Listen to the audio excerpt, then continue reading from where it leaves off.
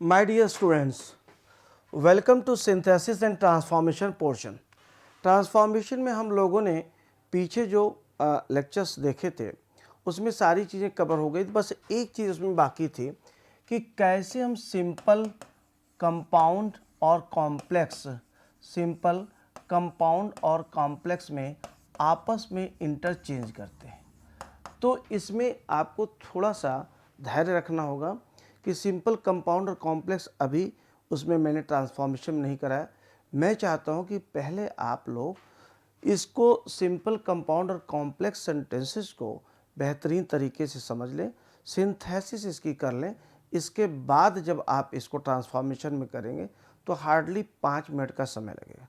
So I am not taught transformation in transformation portion the interchange of simple compound and complex. Let me first clear it in synthesis portion and understand so that you may understand it properly. Then after the completion of these 3 sentences you can easily do the questions related to transformation. इसको जरा सा देखना है। Simple में एक हल्का सा overview, compound में ओवरव्यू और कॉम्प्लेक्स में ओवरव्यू लीजिए। बहुत ज़बरदस्त ये है कि we have already covered all the 3 sentences in our structure portion. कैसे सिंपल में हम कैसे बनाते हैं, देखिए सिंपल में बनाने का तरीका क्या हो गया। आप इन्फिनिटिव के जरिए बनाएंगे, जीरेंड के जरिए बनाएंगे, पार्टिसिपल के जरिए बनाएंगे, नॉमिनेटिव एब्सोल्यूट से बनाएंगे, एडजेक्टिव से बनाएंगे, एडवर्ब से बनाएंगे, कंजंक्शन से बनाएंगे, प्रेपोजिशन से बनाएंगे। एक एक बनाना हम लोग बेहतरीन तरीके से भी सीखेंगे। कंपाउंड में याद रखिए, अच्छा सिंथेसिस हम लोग करने जा रहे हैं, थोड़ा सा ध्यान रखेंगे। सिंथेसिस पहले ओवरव्यू होगा और इसके बाद हम लोग क्या करेंगे, फिर प्रैक्टिस के जरिए हम लोग इसको समझने की कोशिश करेंगे। तब वो जो ट्रांसफॉर्मेशन का थोड़ा सा पोर्शन बचा हुआ उसको करेंगे तो लाजवाब हो जाएगा। Let us do it in a proper manner. What is it, try to understand. Compound में मतलब सिंथेसिस क्या है पहले आप समझिएगा। सिंथेसिस जैसे ट्रांसफॉर्मेशन है, to change a sentence of a nature into another sentence of another nature without changing the meaning is called transformation. In the same way, if you are combining more than one sentence, एक से अधिक sentence, two or more than 2 sentences into one sentence of a particular nature, this is called synthesis. दो या दो से अधिक तरह के वाक्यों, दो या दो से अधिक वाक्यों को जोड़ करके एक प्रकृति का वाक्य बनाना, दैट इज कॉल्ड सिंथेसिस, उसे हम सिंथेसिस कहते हैं। तो कंपाउंड में आप देखिएगा, कंपाउंड में आपने अच्छे से पढ़ा रखा है, एंड से बनता है, as well as, both and, not only but also. इसके बाद आइदर आर, नाइदर नार, इससे बनता है। यट से बनता है, यट, हाउएवर, और एट का प्रयोग करते हैं, हाउएवर का प्रयोग करते हैं, स्टिल, नेवरदलेस का प्रयोग करते हैं, सो और देयरफॉर का प्रयोग करते हैं। फार का मतलब यहाँ पे क्योंकि होता है उसका आप प्रयोग करते हैं, और आर और एल्स अदरवाइज इसका मतलब नहीं तो या वरना, ये कंपाउंड में आता है। कॉम्प्लेक्स में जैसा कि आप लोग जानते हैं, बहुत अच्छे से पढ़े हैं, कॉम्प्लेक्स में 3 तरह की चीज़ें हम लोगों ने सीखी थी, नाउन क्लास, एडजेक्टिव क्लास और एडवर्ब क्लास। ठीक है, नाउन क्लास आप लोगों को याद होगा ट्रांसलेशन में, वह कहाँ रहता है यह मुझे मालूम है, where he lives is known to me, तो ये बन गया, आप मेरे विद्यार्थी हैं, यह सत्य है, that you are my student is true. इसी प्रकार से in adjective clause we have already read, जो लड़का यहाँ आता है वो अंग्रेजी सीखता है, the boy who comes here learns English. Adverb clause में हम लोगों ने बहुत लंबा किया हुआ था, इफ केस इफ किया हुआ था, और इसके बाद हम लोगों ने प्रोवाइडेड दैट इसका प्रयोग किया था, लेस्ट का प्रयोग किया था, अनटिल अनलेस का प्रयोग किया था, नो सूनर ज्यों ही त्यों ही वाला पोर्शन किया था, आल्दो और दो का मतलब होता है यद्यपि की, तथापि। तो ये तीनों तरह के जो सेंटेंसेज हैं ये आपको समझना है, और हम लोग एक एक करके समझते जाएंगे, सीखते जाएंगे। तो पहले मैं आपको सिखाने की कोशिश जो कर रहा हूँ वो कुछ यूँ है कि सिंपल सेंटेंस कैसे बनेगा, how to make simple sentence. देखिए पहला रूल हम लोग लेकर के चलते हैं, रूल नंबर 1, और वह क्या है, वह है पार्टिसिपल के द्वारा, पार्टिसिपल के द्वारा, पार्टिसिपल से, याद करिएगा पार्टिसिपल से। अब जैसे अगर हम ये बोलते हैं कि आई सा यू, मैंने आपको देखा, आई केम हियर, मैं यहाँ आया, राइट। सिंथेसिस, ट्रांसफॉर्मेशन, इन सब चीज़ों को मैं कोशिश कर रहा हूँ कि आपको उसी तरह के फील दूँ जिस तरह की क्लास। तो थोड़ा सा बताइएगा what is the difference, difference क्या है। आई सा यू, आई केम हियर, मैंने आपको देखा, मैं यहाँ पे आया। तो अब हम इसको अगर बोलते हैं कि इसको आप पार्टिसिपल के जरिए सिंपल सेंटेंस बनाइए, तो क्या हो जाएगा, seeing you I came here, आपको देखकर मैं यहाँ आया, seeing you I came here, right. इसी प्रकार से अगर इसी में ये कह दिया जाए कि प्रेपोजिशन के जरिए बनाइए, तो याद करिएगा अगर प्रेपोजिशन के जरिए बोल देगा तो हम इस पर क्या लगा देंगे, आन का प्रयोग कर देंगे, on seeing you I came here, right. तो इस तरह से हम इसका प्रयोग कर देंगे। नंबर 2 है, अगर मान लीजिए हम बोलते हैं कि अगर ये बोला जाए कि he was hungry, he was hungry, वह भूखा था, ही वॉज हंग्री, ही टूक फूड, उसने खाना खाया, ही वॉज हंग्री, ही टूक फूड, वह भूखा था, उसने खाना खाया।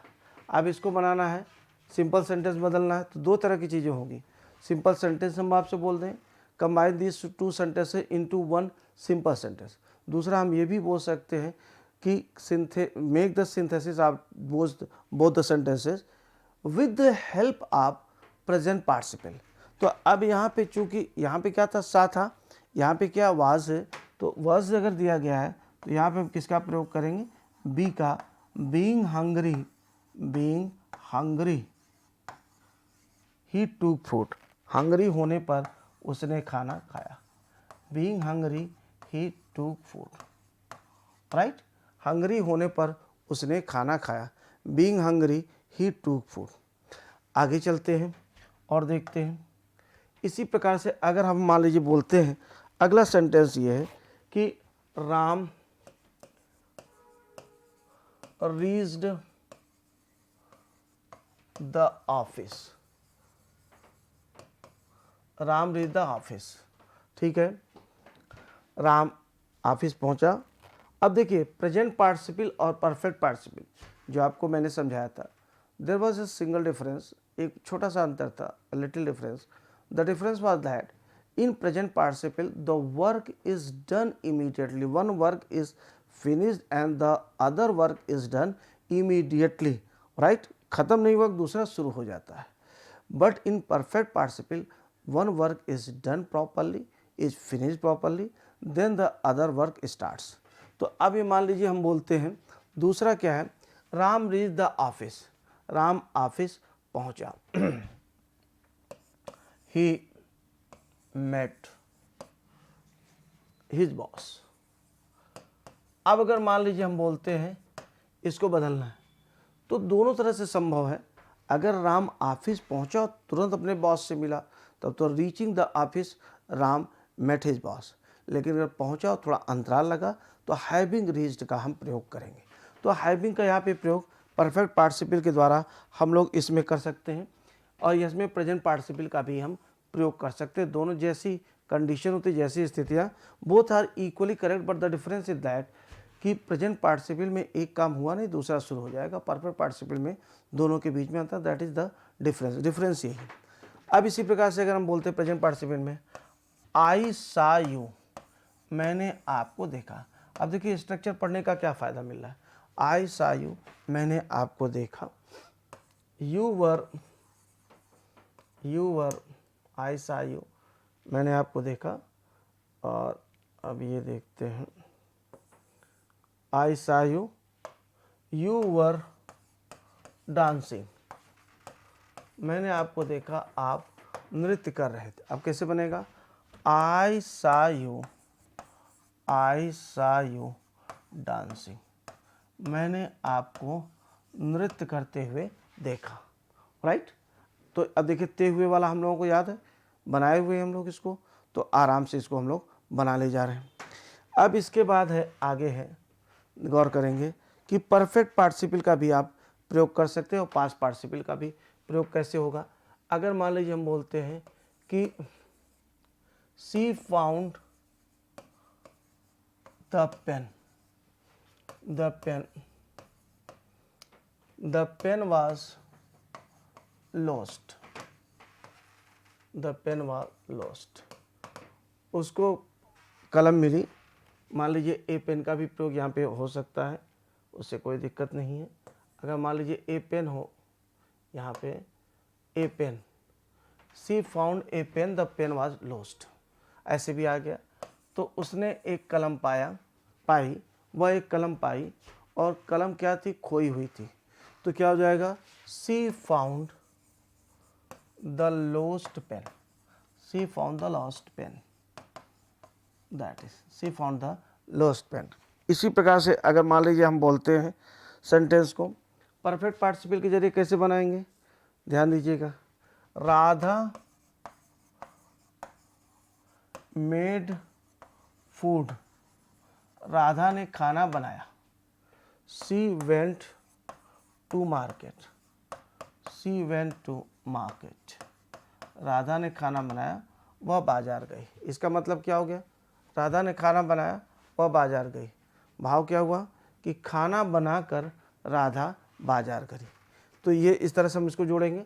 फिर मैंने बताया था जैसे आपको ट्रांसफॉर्मेशन में I just gave you hand that you have to understand the meaning of the sentence, and after understanding the meaning of sentence you can easily frame the next sentence how to make, right। तो कैसे बनाना है ये आप इसको बना ले जाएंगे। तो राधा मेड फूड, राधा ने खाना बनाया।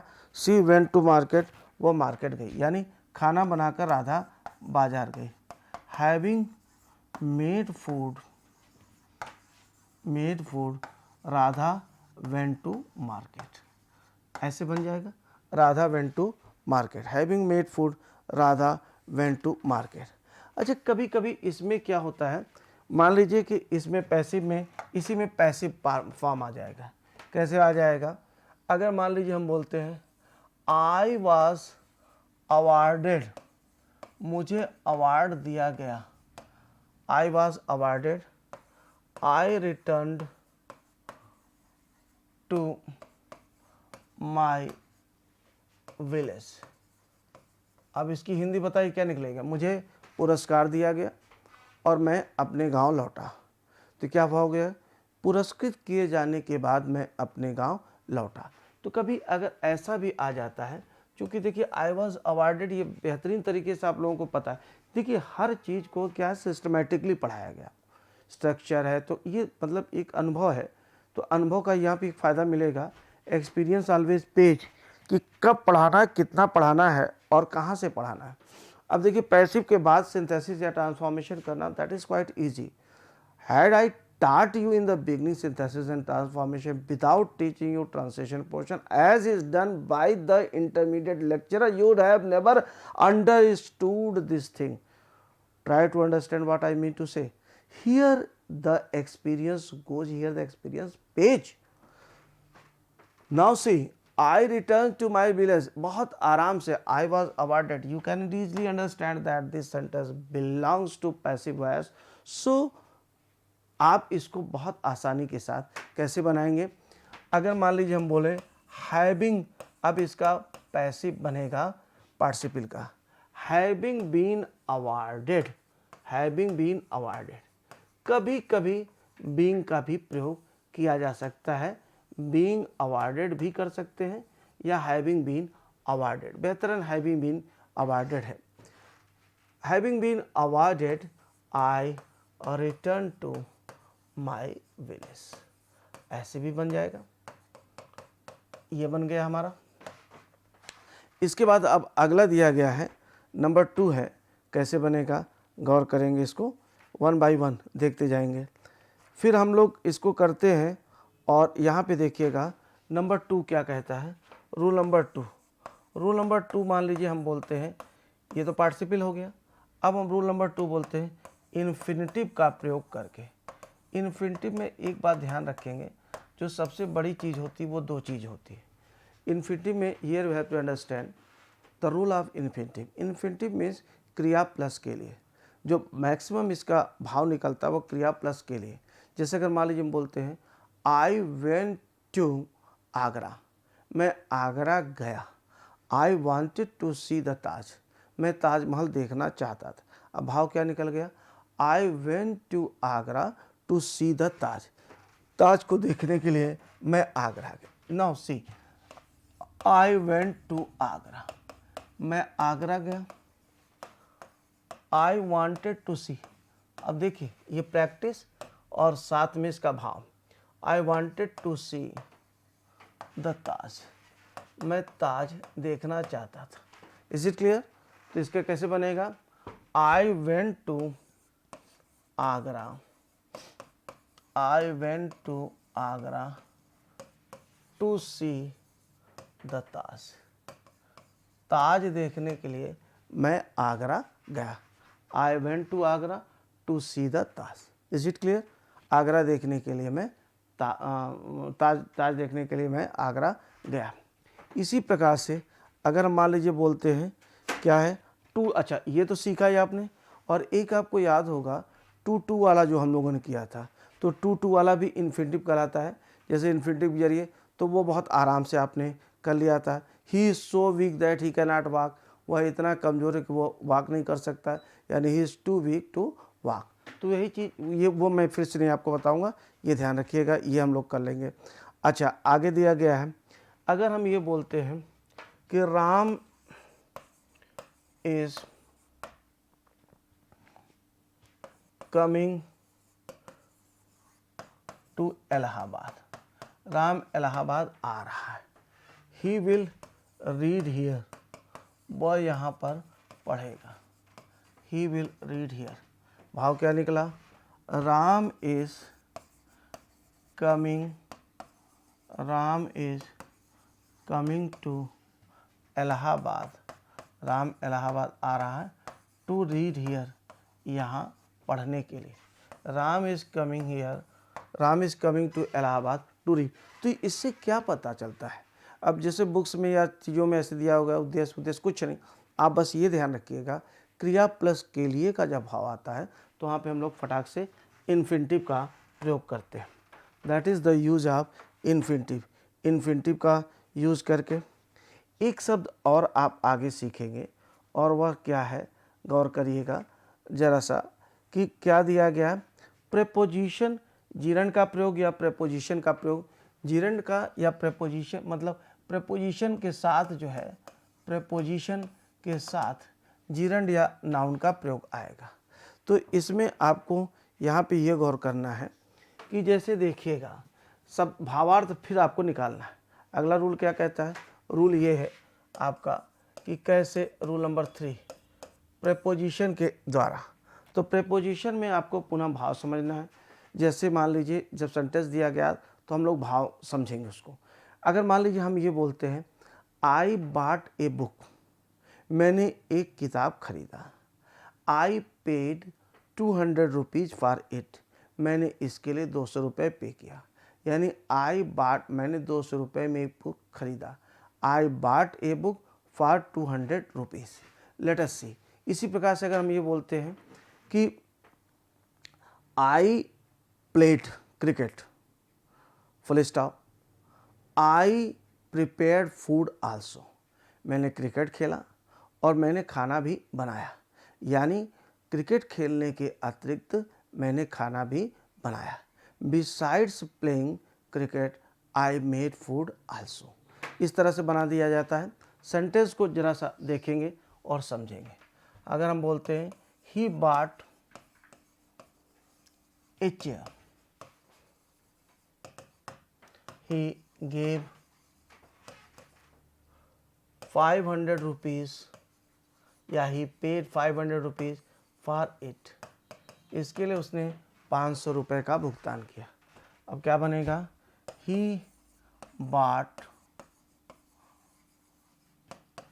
ए चेयर फॉर 500 रुपीज़, उसने 500 रुपये में एक चेयर खरीदा। राइट, प्रेपोजिशन वाला तो आपको पता है। अब देखिएगा इसमें जैसे हमने कहा कि गौर करिएगा, राम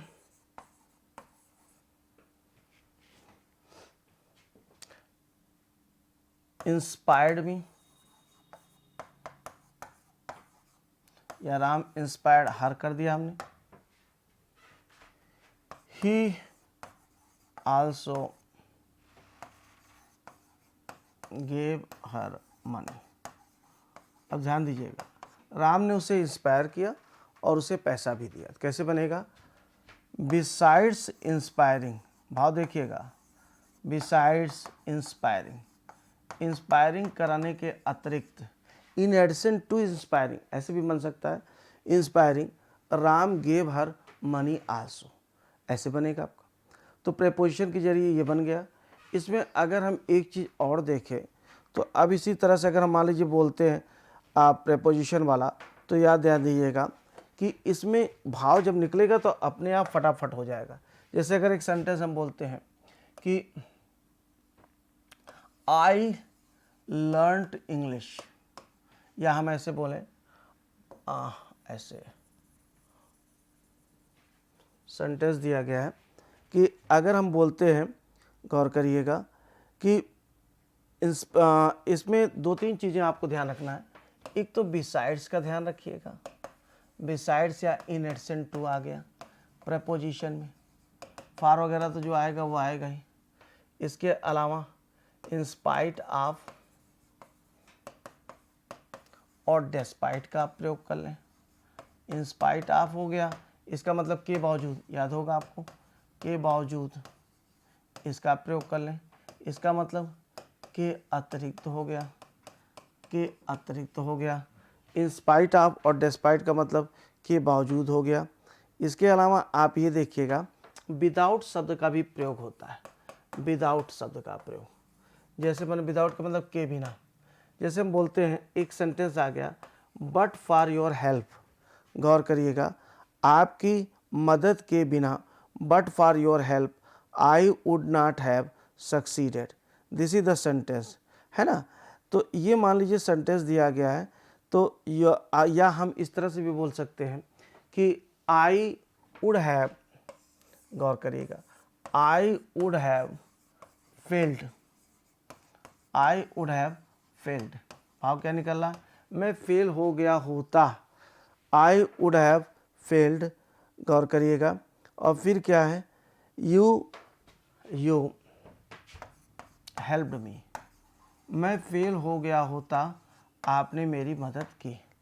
अब कैसे बनाएंगे, तो क्या हो जाएगा, I would have failed without your help, बिना आपकी हेल्प के मैं फेल हो गया होता। इस तरह से सेंटेंस बनाएंगे। एक आता है इसमें एपोजिशन, एपोजिशन को थोड़ा सा याद रखेंगे। एपोजिशन भी हम लोगों ने बहुत कायदे से पढ़ा है, हालांकि इसे मुझे रफली पढ़ाना चाहिए, बहुत इतना विस्तार से नहीं पढ़ाना चाहिए, because we have already read, लेकिन फिर भी आप थोड़ा सा ध्यान दें। एपोजिशन का मतलब होता है, ध्यान दीजिएगा, एपोजिशन और नॉमिनेटिव एब्सोल्यूट दो शब्द है। तो आप चाहें तो पहले नॉमिनेटिव एब्सोल्यूट पढ़ लें या एपोजिशन भी देख लीजिए पहले। चलिए, एपोजिशन, एपोजिशन का मतलब होता है किसी का परिचय विदाउट हेल्पिंग वर्ब। अगर हम मान लीजिए बोलते हैं कि Modi ji is the prime minister of India, he is a great leader. अब क्या है, Modi ji the prime minister of India is a great leader, ये एपोजिशन कहलाता है। नॉमिनेटिव एब्सोल्यूट, अच्छा इसी प्रकार से हम बोलते हैं कि आई लिव इन इलाहाबाद, मैं इलाहाबाद में रहता हूँ। अब इसके बाद हम बोलते हैं it is the city of Kumbh, ये कुंभ का शहर है, राइट।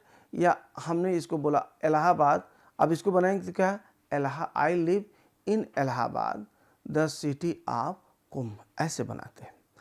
एब्सोल्यूट ये कहलाता है, इसमें आप देखेंगे एपोजिशन हो गया और एब्सोल्यूट क्या होता है, नॉमिनेटिव एब्सोल्यूट। नॉमिनेटिव एब्सोल्यूट का मतलब हो गया कि जैसे आपने जब प्रेजेंट पार्टिसिपल किया हुआ था तो उसमें क्या था, participle, present participle, perfect participle, दोनों में ये था कि दो कार्य हो रहे थे और दोनों का जो सब्जेक्ट था वो कॉमन था ना। ध्यान दीजिएगा, नॉमिनेटिव एब्सोल्यूट में सब्जेक्ट अलग अलग होगा। जैसे हम बोलते हैं आई, ध्यान दीजिएगा, द सन रोज, सूरज निकला, द फॉग डिसअपियर्ड, सूरज के निकलने पर कोहरा छट गया। बेहतरीन हम लोगों ने किया हुआ है, इसको याद करेंगे आप पार्टिसिपल में। The sun having risen, the fog disappeared, ऐसे आप इसको बनाएंगे। अब आगे चलते हैं और देखते हैं कंपाउंड सेंटेंस हम कैसे बनाते हैं। How to make compound sentences. Compound sentences को हम लोग कैसे बनाते हैं, इसको भी ध्यान दीजिएगा। तो कंपाउंड सेंटेंस को बनाने के लिए हम लोग, अच्छा इसमें एक चीज़ और है, जरा सा एडजेक्टिव और एडवर्ब भी देख लीजिएगा। एडजेक्टिव के जरिए कैसे बनाते हैं।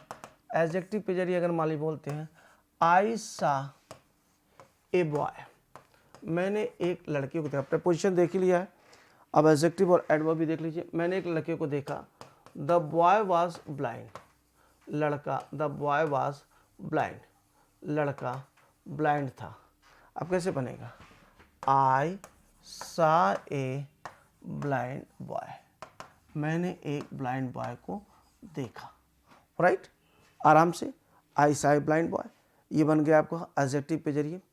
इसी प्रकार से अगर हम ये बोलें एडवर्ब के जरिए कैसे बनेगा, आराम से इसे भी ध्यान से देखें।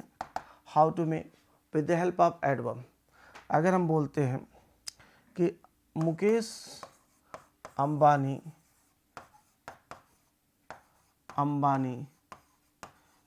is the richest man of India. There is no doubt. या ऐसे बोलते, तो देयर इज नो डाउट, हम इसको कैसे बोलेंगे, अनडाउटेडली, बिना किसी डाउट के, undoubtedly Mukesh Ambani is the richest man of India. Undoubtedly शब्द का हम प्रयोग कर देंगे, undoubtedly Mukesh Ambani is the richest person of India. इसी प्रकार से अगर मान लीजिए हम बोलते हैं कि ही केम टू मी, वह मेरे पास आया, ही वॉज इन ए हरी, वह जल्दबाजी में था, तो इसका मतलब क्या है, वह जल्दबाजी में मेरे पास आया।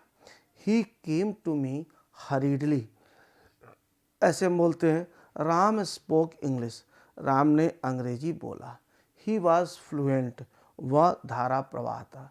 राम स्पोक इंग्लिश फ्लुएंटली, इसका हम प्रयोग करते हैं। इसी प्रकार से हम बोलते हैं रेखा वाज डांसिंग, रेखा डांस कर रही थी।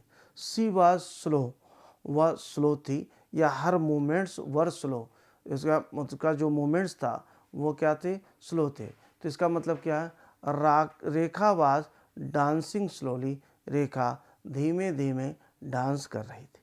क्या मेरी बात समझ में आ रही है आप लोगों को। तो आप इस तरह से एडवर्ब का भी प्रयोग कर सकते हैं, एडवर्ब के जरिए भी बना सकते हैं। अब आप देखिएगा जैसे सिस्टमेटिकली कंपाउंड सेंटेंसेस की बात करें, हम कॉम्प्लेक्स सेंटेंसेस की बात बहुत ज़्यादा हम लोगों ने कायदे से पढ़ा, विधिवत पढ़ा है, तो इसको केवल मैं आपको एक रफ आइडिया दे दूं तब भी आपको बेहतरीन तरीके से समझ में आ जाएगा। जैसे अगर मान लीजिए बोलते हैं कि आई वेंट टू, अब देखिए कंपाउंड में जितनी चीज़ें मैंने बताई कि एंड से जोड़ना है, बोथ एंड से जोड़ना है, not only but also say, इसके बाद क्या है एज वेल एज से जोड़ना है। अब ये सब चीज़ें क्या और का बोध कराएंगे। आइदर आर जो होता है वो दो विकल्प में से एक का बोध कराता है, नाइदर नार मतलब दोनों में से, तीनों में से कोई भी नहीं। सो देयरफॉर इसलिए है, इसलिए इसका भाव क्या हो जाएगा, जो परिणाम को बताता है। बट का मतलब लेकिन होता है, तो बट क्या होता है, विरोधाभास बताएगा, ठीक है। यट स्टिल नेवरदलेस, और यट स्टिल नेवरदलेस हाउएवर, इसका मतलब तो भी, फिर भी, ये भी क्या बताता है, ये भी आपका विरोधाभास बताता है।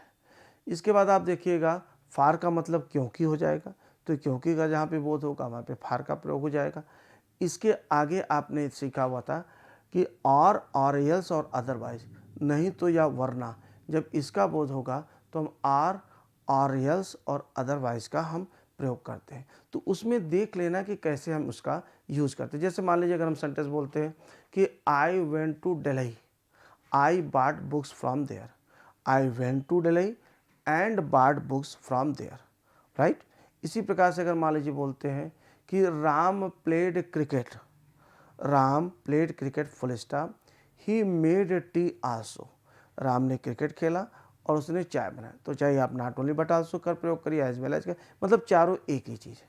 इसी प्रकार से अगर हम ये बोलते हैं कि आई am rich, I am poor, मैं धनी हूँ, मैं गरीब हूँ। अब देखिए कभी कभी स्टूडेंट, मैं क्लास में बोलता हूँ तो स्टूडेंट गलती कर देता है, आई am not only rich but also poor. अरे भैया ये विरोधाभासी चीज़ है, कैसे दोनों हो जाएगा? मैं ना केवल धनी हूँ बल्कि गरीब भी हूँ, नहीं ना, दोनों में से कोई व्यक्ति एक ही हो सकता है। तो या तो धनी होगा या तो गरीब होगा। बोलता है he is fat, he is thin, वह मोटा है वह पतला है, आप बोलते हैं वह न केवल मोटा है बल्कि पतला भी है, वो मोटा पतला दोनों, ये कैसे संभव? तो विरोधाभासी चीज़ जो होगी वह केवल एक होगी। तो I am rich, I am poor, I am either rich or poor. इसी प्रकार से अगर बोला जाता है कि Rekha is not a student, Rekha is not a teacher, Rekha is neither a student nor a teacher. You worked hard, आपने परिश्रम किया, फुल स्टॉप, यू सक्सीडेड, आप सफल हुए। तो इसकी ये क्या बता रहा है? परिणाम बता रहा है। You worked hard so you succeeded, इसलिए आप सफल हो गए। इसी प्रकार से अगर हम बोलते हैं कि ध्यान दीजिएगा कि Ram worked very hard, he failed, वह असफल हो गया। तो अब क्या है, ये जो अगर उसने हार्ड वर्क किया तो परिणाम क्या होना चाहिए था? पास होना चाहिए था। लेकिन ये विरोधाभासी बता रहा है कि Ram worked hard, he failed, Ram ने परिश्रम किया वह असफल हो गया। Ram worked hard however he failed, या yet he failed, still he failed, nevertheless he failed, या आप कह सकते हैं बट ही फेल्ड, बट का आपने प्रयोग किया। इसी प्रकार से अगर हम बोलते हैं you must respect me, full stop, I am your teacher. अब इसको दो तरह से बना सकते, I am your teacher so you must respect, मैं आपका टीचर हूँ इसलिए आपको मेरा सम्मान करना चाहिए। आई एम योर, ध्यान दीजिएगा, you must respect me for I am your teacher, क्योंकि मैं आपका टीचर हूँ। तो इस तरह से आप कंपाउंड सेंटेंसेस को बनाते हैं, पूरा का पूरा आपको समझ में आ गया। अब इसमें कंपाउंड सेंटेंस में एक चीज़ और है, मैं जैसे आपको बोलता हूँ कि work hard you will fail, परिश्रम करो तुम फेल हो जाओगे। वर्क हार्ड अदरवाइज, अन्यथा, अब अन्यथा का भाव या नहीं तो या वरना का भाव आ जाएगा, work hard otherwise you will fail, इस तरह से बन जाएगा। कॉम्प्लेक्स की हम बात करते हैं तो कॉम्प्लेक्स में भी सीधा सीधा चलेगा। जैसे हम बोलते हैं कि I know, full stop, you are a good student, I know that you are a good student. इसी प्रकार से हम बोलते हैं ही लिव्स समवेयर, वह कहीं रहता है। I don't know the place, मुझे वह प्लेस नहीं पता। अब इसको जब आप जोड़ेंगे, प्रैक्टिस करेंगे तो अपने आप बैठ जाएगा। I do not know where he lives, मुझे ये नहीं पता है कि वह कहाँ पर रहता है। इसी प्रकार से कहते हैं आई एम टीचिंग यू, मैं आपको पढ़ा रहा हूँ। पे अटेंशन टू माई सेंटेंसेस, या पे अटेंशन, केवल ध्यान देने की बात बोले, pay attention to what I am teaching you, तो भाव निकाल करके आप बनाएंगे। एडजेक्टिव क्लॉज में इसी तरह से चलते हैं। A boy has come, full stop, the boy is laborious, a boy who has come here, come is laborious, adjective clause बना देते हैं। इसी प्रकार से आप एडवर्ब क्लॉज में जाते हैं। ठीक, जैसे वो उसमें कहा गया work hard you will fail, if you do not work hard you will fail, right. इसी प्रकार से अगर मान लीजिए आगे बोलते हैं Ram worked hard he failed, Ram ने परिश्रम किया था वह असफल। तो आल्दो और दो जो होता है वो कॉम्प्लेक्स सेंटेंस का adverb clause. Aldous Ram worked hard yet he failed, या दो Ram worked hard he failed. Aldous और दो के साथ या तो येट लगाना होता है या तो आपको सिंपली कॉमा का प्रयोग करना होता है, बाकी कुछ नहीं करना होता। मेरी बात समझ में आ रही है आप लोगों को? बहुत अच्छे। अब इस तरह से स्ट्रक्चर को आप सीखें। इसी प्रकार से अगर मान लीजिए हम बोले सेंटेंस में लेते हैं और ये देखते हैं कि आई केम आउट, मैं बाहर निकला। इट स्टार्टेड रेनिंग, बरसात होने लगी। As soon as I came out it started raining, because का प्रयोग करके आप बना सकते हैं। I teach you, full stop, you are my student, मैं आपको पढ़ाता हूँ आप मेरे विद्यार्थी। I teach you because you are my student.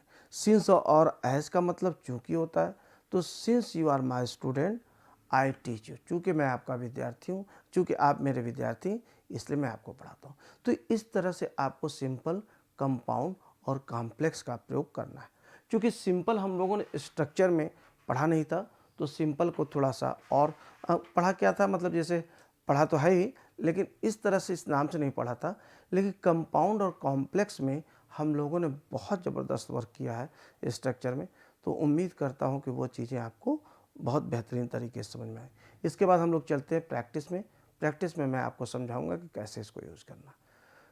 तो आज अभी हम लोग इसी को देखेंगे। फिर से एक बार समराइज़ कर लीजिए, सिंपल क्या है, कंपाउंड क्या है और कॉम्प्लेक्स क्या है। कहीं ऐसा ना हो कि इधर का उधर जोड़ दें, उधर का इधर जोड़ दें। जैसे मान लीजिए हम बोलते हैं कि I am your teacher full stop, you must respect मी। तो अब आप कह दें, इसको मैंने कहा कि आप इसको कॉम्प्लेक्स बनाइए, तो आपने बना दिया कि I am your teacher so you should respect मी। ये तो कंपाउंड हो गया। तो ये देखना पड़ेगा किससे कंपाउंड बनेगा, किससे कॉम्प्लेक्स बनेगा। तो हम लोग उसको जब अगले लेक्चर में देखेंगे, प्रैक्टिस के जरिए देखेंगे, समझ में आएगा। Thank you very much.